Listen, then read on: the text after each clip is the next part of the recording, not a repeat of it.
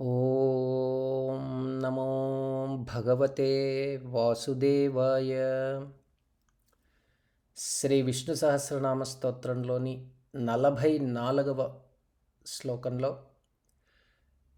భగవంతుని నామాలకు తెలుగులో అర్థం తెలుసుకునే ప్రయత్నం చేద్దాం. 44వ శ్లోకంలో భగవంతుడు 11 నామాలతో కీర్తించబడ్డాడు. వైకుంఠః పురుషః ప్రాణః ప్రాణదః ప్రణవః పృథుః హిరణ్యగర్భః శత్రుఘ్నో వ్యాప్తో వాయురధోక్షజః.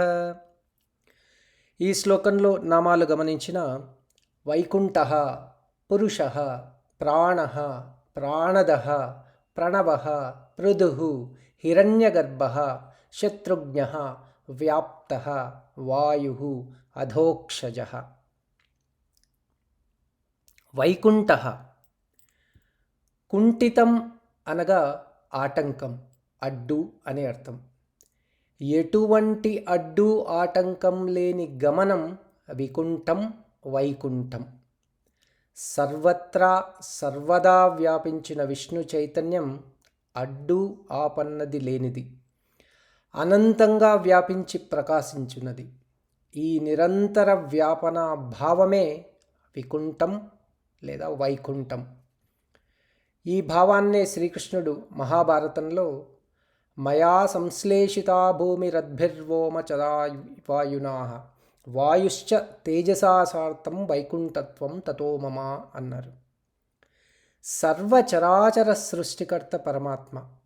భూమి, నీరు, నిప్పు, వాయువు, ఆకాశం అనునవి పంచభూతములు. వాటి గుణములు వరుసగా గంధ, రస, రూప, స్పర్శ, శబ్దములు. సత్వ, రజస్తమములు గుణత్రయాలు. పంచభూతములను గుణత్రయముల మేళవింపుతో ఈ చరాచర సృష్టి నిర్మాణం జరిగినదని విజ్ఞుల మాట. వీటిని తగురీతి ఒకదానితోనొకటి కలిపి స్థూల సూక్ష్మ జగన్నిర్మాణం చేశారు పరమాత్మ. ఈ విశ్వ నిర్మాణంలో లేశమాత్రం ఏమరుపాటు ఆటంకమునకు చోటు లేదు. ఇట్టి విశ్వ నిర్మాణ రీతి కుంఠితం లేని వైకుంఠం అనగా జగన్నిర్మాణంలో కానీ నిర్వహణంలో కానీ ఆటంకం అడ్డు లేనివాడు, ధర్మ పరిరక్షణలో తనకు ఎదురు లేనివాడు వైకుంఠుడు. ఓ మన్వంతర కాలమున వికుంఠ అను తల్లికి తనయుడు వైకుంఠుడు. సాధనా కాలమున సాధకుల అడ్డంకులను తొలగించుటే వైకుంఠం, వైకుంఠుడు. తదుపరి నామం పురుషః. నవద్వారములు అనగా నోరు, కనులు 2, చెవులు 2, నాసికారంధ్రములు 2, మూత్రద్వారం, మల విసర్జనా ద్వారం వెరసి 9 రంధ్రాలు. ఈ నవద్వారముల పురమే మన శరీరం. దీనిలో జీవభావంతో ఉండు పరమాత్మయే పురుషుడు. పురుషుడనగా పుంలింగం కానేరదు. ఆ పురుషుడే నేనుగా తెలియబడుచున్నాడు. అయమాత్మ సర్వభూతానాం అని కదా శృతి. పురుషం జాతమగ్రతః పూర్వో ఏ దేవేభ్యో జాతః అను శృతి వాక్యాన్ని అనుసరించి పరమాత్మయే సర్వమునకు కారణం. దీనివలన ఆది అని కీర్తించబడ్డాడు. పరమాత్మయే పరమపురుషుడు. పిపర్తి ప్రణాతి పాలయతి పూరయతి పురుషః. సర్వమునందు వ్యాపించి సర్వమును కదిలించున్నది పాలించు ఈశ్వర చైతన్యమే పురుషుడు. వాడే పరమాత్మ శ్రీ మహావిష్ణువు. తదుపరి నామం ప్రాణః. వైకుంఠః పురుషః ప్రాణః. ప్రాణితి అస్మాత్ సర్వం అనుభావముచే సర్వాంతర్గతంగా వ్యాపించిన సృష్టినంతయు తనదైన ఈశ్వర చైతన్యం లేక విష్ణు చైతన్యముచే నింపినవాడు. ఆ నింపిన చైతన్య తత్వమే ప్రాణం, సర్వమును కదిలించున్నది. ప్రాణః నామము 2వ మారు ప్రస్తావించబడ్డది. ప్రాణమును పరబ్రహ్మంగా ఉపాసించబడుతోంది. తదుపరి నామం ప్రాణదః. వైకుంఠః పురుషః ప్రాణః ప్రాణదః. ప్రాణములను అనగా నిచ్చుట అనుభావం. ప్రాణమునిచ్చువాడు ఎవరో వాడు ప్రాణదుడు. ప్రాణోహి భూతానాం మాయుః తస్మాత్ సర్వాయుషముచ్యతే. ఏ ప్రాణం బ్రహ్మాపాసతే అను ఉపనిషత్తు వాక్యాన్ని అనుసరించి సర్వభూతములందు ప్రాణమే ఆయువుగా పిలువబడుతోంది. జీవన ప్రమాణమునకు మూలమగు ప్రాణమునిచ్చు శ్రీ మహావిష్ణువు ప్రాణదుడు. రామాయణంలో శ్రీరాముడు వనవాసానికై అయోధ్యను వదిలినప్పుడు అయోధ్యలోని వృక్షములు తీగలు వాడిపోయాయి, కళావిహీనమయ్యాయని వాల్మీకి సూచించారు. శరీరంలో ప్రాణం ఉన్న దానిని శివం అంటారు, ప్రాణం లేకుంటే శవం. తదుపరి నామం ప్రణవః. వైకుంఠః పురుషః ప్రాణః ప్రాణదః ప్రణవః. ప్రాణాన్ సర్వాన్ పరమాత్మని ప్రణయామితి ప్రణవః అని ఉపనిషత్ నిర్వచనాన్ని బట్టి సర్వప్రాణములను పరమాత్మయందు లయింపజేయుటయే ప్రణవం.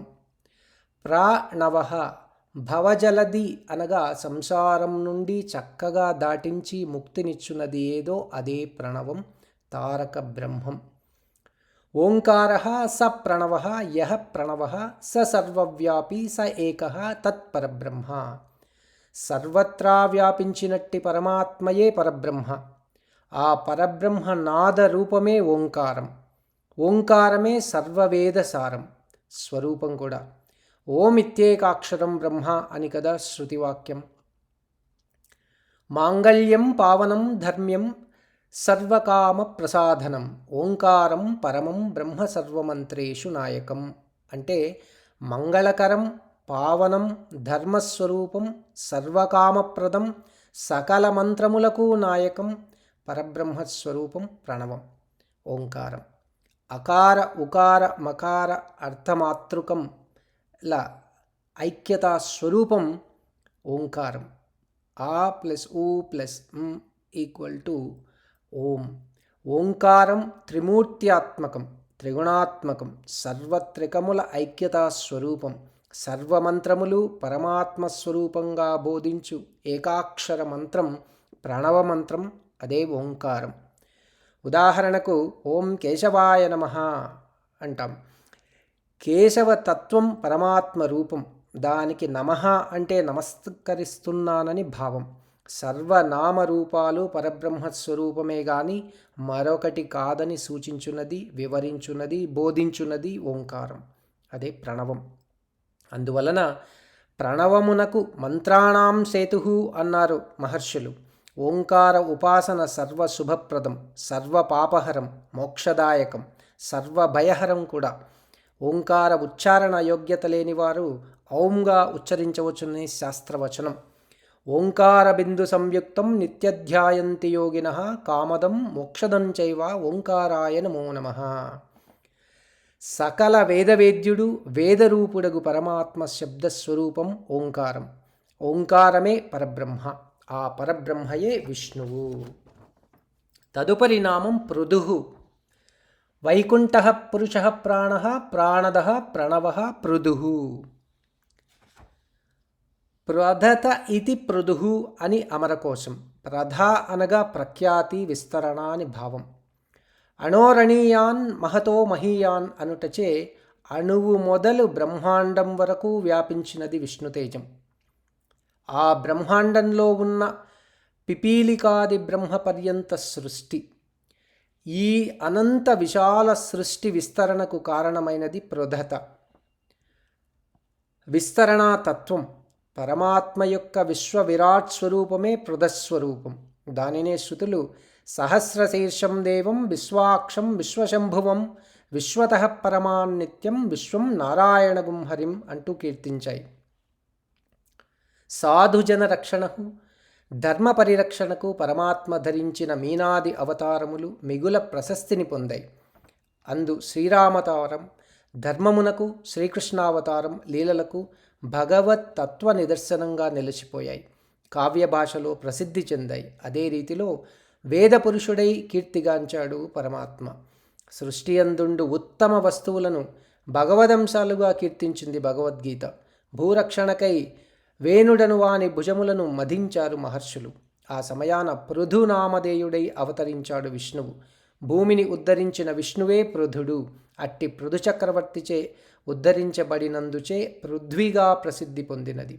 ఈ రీతిగా బహుళ కార్య ప్రయోజనాలకు మూలమగు అనంత విష్ణు తేజమే పృథుః. తదుపరి నామం హిరణ్యగర్భ. వైకుంఠః పురుషః ప్రాణః ప్రాణదః ప్రణవః పృథుః హిరణ్యగర్భ. హిరణ్యమయో గర్భో యస్య సహ హిరణ్యగర్భః. హిరణ్యం గర్భే యస్యేతి వా హిరణ్యగర్భః అని హిరణ్యగర్భ పదభావంగా ఉంది. హిరణ్యం అనగా బంగారు. బంగారును గర్భమునందుండునది హిరణ్యగర్భ. భూమియే హిరణ్యగర్భ. హిరణ్యం అనగా సంపద. సంపదాస్వరూపం హిరణ్మయి లక్ష్మీదేవి. లక్ష్మీదేవిని తన హృదయమందుంచుకున్న మహావిష్ణువు హిరణ్యగర్భుడు. ఇక పారమార్థికంగా భావించిన హిరణ్మయం అనగా ప్రకాశం. తనకు తానే ఎట్టి ఆధారం లేకుండా ప్రకాశిస్తూ సూర్య చంద్ర నక్షత్రాదులను ప్రకాశింపజేయునది, సకల విశ్వమునకు తేజశక్తిని ప్రసాదించుచున్న ఆ పరంజ్యోతియే హిరణ్యగర్భ. అనగా సకల చరాచరమందుండి సర్వమును ప్రకాశింపజేయు పరంజ్యోతి స్వరూపమే హిరణ్యగర్భ. సకల సృష్టిని జాగృతం చేయు ఆదిత్య రూపమే హిరణ్యగర్భం. హితమైనది, రమ్యమైనది హిరణ్మయం. సర్వమునకు హితమును రమణీయతను ప్రసాదించు విష్ణు తేజస్సు లేక శివ తేజస్సే హిరణ్యం. దానిని తనలో ఉంచుకొని ప్రకాశించు చరించు శ్రీ మహావిష్ణువు హిరణ్యగర్భుడు. పరమేశ్వరుడు కూడా హిరణ్యగర్భుడే. సూర్యనారాయణుడు కూడా హిరణ్యగర్భుడే. తదుపరి నామం శత్రుఘ్నః. వైకుంఠః పురుషః ప్రాణః ప్రాణదః ప్రణవః పృథుః హిరణ్యగర్భః శత్రుఘ్నో. శత్రూన్ హంతీతి శత్రుఘ్నః. శత్రువులను ఎవరైతే వధిస్తాడో వాడే శత్రుఘ్నుడు. శత్రుత్వం అనగా ద్వేషం, అసూయ భావాల ముద్దుబిడ్డ, క్రోధమునకు తమ్ముడు. రాగద్వేషములు శత్రుత్వమునకు మూలం. పరమాత్మ సత్యస్వరూపుడు, ధర్మ పరిరక్షకుడు. సమస్త సృష్టి సత్యము ధర్మముల చేతనే ప్రకాశించుచున్నదనుట శృతి ప్రమాణం. ఓ విధంగా చెప్పదలుచుకుంటే వర్ణాశ్రమ ధర్మములే సృష్టి ప్రవర్తనకు కారణం. దానికి నిదర్శనమే సత్యం వద ధర్మం చర. ఇట్టి సత్య ధర్మాలకు అడ్డుపడువారు శత్రువులు. శాతయితా శత్రు అని కదా శృతివాక్యం. అనగా విశ్వనియతిని ఆటంకపరచుచు తామస వృత్తి రూపాన్ని చూపేవాళ్లే రాక్షసులు. ఏ రాక్షసుని మొదట ఎదిరింపు దిక్పాలక వర్గంపైనే. కారణం విశ్వనియమావళికి మూలం ఇంద్రాది దిక్పాలకులు. రెండవ ఎదిరింపు మునులపై. యజ్ఞయాగాదులు సృష్టి పరిరక్షణకు సాయపడుతున్నవి కాబట్టి వాటిపైన ఎదిరింపు. యజ్ఞోవై విష్ణు అని కదా. సత్యధర్మాలకు కీడు కలిగినప్పుడు పరమాత్మ అవతరించి రాక్షసులను వధిస్తూ ఉంటాడు. దీనినే గీతాచార్యుడు యదా యదా హి ధర్మస్య గ్లానిర్భవతి భారత అభ్యుత్థానమధర్మస్య తదాత్మానం సృజామ్యహం అన్నారు. కామ క్రోధాది అరిషడ్వర్గములు మనలోని అజ్ఞాన భూమికలు. దేహాభిమానమునకు మూలం. స్వరూప జ్ఞానమును దూరం చేయునట్టి శత్రువులు. సర్వం విష్ణుమయం అంతర్బహిత్ సత్సర్వం వ్యాప్య నారాయణ స్థిత అను దృఢభావనే అరిషడ్వర్గములను నాశనం చేస్తుంది. ఈ రీతిగా అధర్మవర్తులకు శత్రువులను నాశనం చేయు మహావిష్ణువు శత్రుఘ్నుడు, శ్రీరాముని తమ్ముడు, సుదర్శన చక్రాంశం. తదుపరి నామం వ్యాప్తః. వైకుంఠః పురుషః ప్రాణః ప్రాణదః ప్రణవః పృథుః హిరణ్యగర్భః శత్రుఘ్నో వ్యాప్తః. వ్యాపించుట, విస్తరించుట అను భావగుణమే వ్యాప్తః. వ్యాపించుట. కార్యకారణ సంఘాతమే ఈ జగత్తు. దానినే సర్వకర్మల సంపుటీకరణమే జగత్తని విజ్ఞుల మాట. విశ్వంలో ప్రతి కార్యమునకు వెనుక కారణం తప్పనిసరి. అనగా కారణం లేని కార్యం అసంభవం. ఉదాహరణకు ఆహారం తీసుకొనుట అను కారణం, దానికి కారణం ఆకలి. చివరకు పిల్లవానికి ఓ వస్తువును చూపి దానిని తీసుకొని రారా అంటే ఆ పిల్లవాడు ఎందుకు అని ప్రశ్నిస్తాడు. ఆ ప్రశ్నించు భావం కారణం. దీనినే హేతువాదం అంటారు. ఈ హేతువాదమే జ్ఞాన విజ్ఞానములకు మూలం. ప్రతి కార్యంలో కారణమన్నది బంగారు నగలంతటా బంగారు ఉన్నదనుటకు పోలిక. కార్యమును కదిలించు నిర్వర్తించు కారణ స్వరూపమే భగవత్ చైతన్యం. అదియే జడాత్మ. జడశక్తి జడాత్మిక అని శ్రీ లలితా సహస్రం. దీనినే వ్యావహారికంగా నేను చదువుచున్నాను, నేను చూస్తున్నాను అంటూ కార్యమును నేనుతో చేర్చి చెప్పటం పరిపాటి. ఆ నేను అన్న శబ్దమే పరమాత్మ. ఆ పరమాత్మ శక్తి కారణంగా జగత్కార్యములన్నీ నడుచుచున్నవనుట సత్యవాక్యం. ఈ రీతిగా సర్వకార్యములందు కారణరూప చైతన్యం సర్వత్రా వ్యాపించి ప్రకాశించుచున్నదని వేదవాక్కు. అదే ఈశావాస్యం ఇదం జగత్ అన్నది ఉపనిషద్వాక్యం.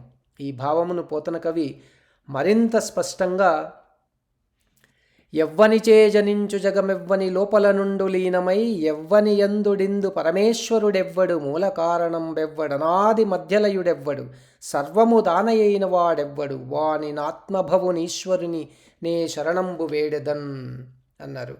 తన భక్తుల పట్ల చూపు కారుణ్య గుణముల చేత శ్రీరామ సుగుణాభిరామునిగా, శ్రీ బాలాలీలా వినోదిగా శ్రీకృష్ణుడు సర్వత్రా పూజ్యతాభావంచే విస్తరించాడు. ఈ రీతిగా చైతన్యమూర్తిగా రూపనామ గుణ వైభవమూర్తిగా సర్వత్రా వ్యాపించిన శ్రీ మహావిష్ణువు వ్యాపించిన వాడుగా కీర్తించబడ్డాడు. అందుకే వ్యాప్తః. తదుపరి నామం వాయుః.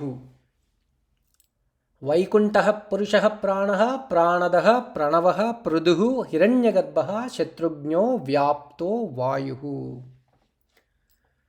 వాతి సర్వత్ర గతో భవతి ఇతి వాయుః అని నిర్వచనం. సర్వత్రా వ్యాపించిన విష్ణు లేక ఈశ్వర చైతన్యం అడ్డు ఆపు లేక సర్వత్రా స్వతంత్రంగా ప్రవర్తిస్తోంది, సంచరిస్తోంది. స్వేచ్ఛాగమనశీలత్వమే వాయుతత్వం. దేశకాల లోకాతీతంగా చలించుచు ప్రతి పదార్థమందు తేజస్సును నింపుతూ ప్రతి జీవిలో ప్రాణరూపమై వెలుగుతూ సర్వకార్య కారణములకు ఆత్మగా ప్రకాశిస్తూ కదులుతున్న విష్ణు చైతన్య వ్యాపక శక్తి రూపమే వాయువు. శ్రీరాముడుగా వనవాస నెపంతో భరద్వాజాది మునిగణముల చెంతకు నడిచాడు. శబరీ గుహ సుగ్రీవాదుల దగ్గరికి చేరి అనుగ్రహించాడు. చివరకు సముద్రం దాటి లంక చేరి రావణ కుంభకర్ణులకు సాయుధ్య ప్రాప్తిని అనుగ్రహించాడు. ఈ అనుగ్రహ ప్రదానంలో ఎదురైన ఆటంకాలను లెక్క చేయకపోవటం వాయుతత్వం. వాయువు ప్రాణస్వరూపం. ఆ ప్రాణం మహావిష్ణుస్వరూపం వాయు. తదుపరి నామం అధోక్షజః. వైకుంఠః పురుషః ప్రాణః ప్రాణదః ప్రణవః పృథుః హిరణ్యగర్భః శత్రుఘ్నో వ్యాప్తో వాయురధోక్షజః. అధః అంటే క్రింది భాగం. క్రింది భాగంలో ఉండినది ఏదైతే అదో అది భూమి. అక్షః అనగా దివి అనగా స్వర్గం. భూమికి స్వర్గానికి మధ్య ఉండు జా ఉన్నవాడు అధోక్షజుడు. యజ్ఞయాగాదులచే భూమికి సర్వమును కలిపినవాడు అధోక్షజుడు. దీనిలో సూర్యభగవానుని ప్రశస్తి ప్రకటితమవుతోంది. సూర్య సంచారం ఆకాశంలో ఉన్నను ఆ సూర్యశక్తి భూమి వైపు అనగా అధోముఖమై ప్రకాశించుచున్న విష్ణు చైతన్యమే అధోక్షజుడు.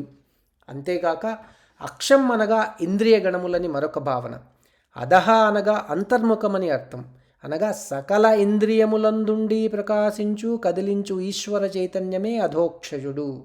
వాని చలనం అనంతం. చలించుచున్న ఈశ్వర చైతన్యం తన తత్వంలో స్థిరంగా ఉంటూ ఇతరములను ప్రవర్తింపజేయుచుంది. దీనినే అధోక్షజం అంటారు.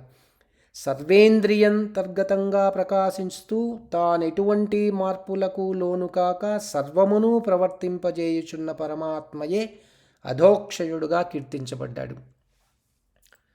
వైకుంఠః పురుషః ప్రాణదః ప్రాణదః ప్రణవః పృథుః హిరణ్యగర్భః శత్రుఘ్నో వ్యాప్తో వాయురధోక్షజః.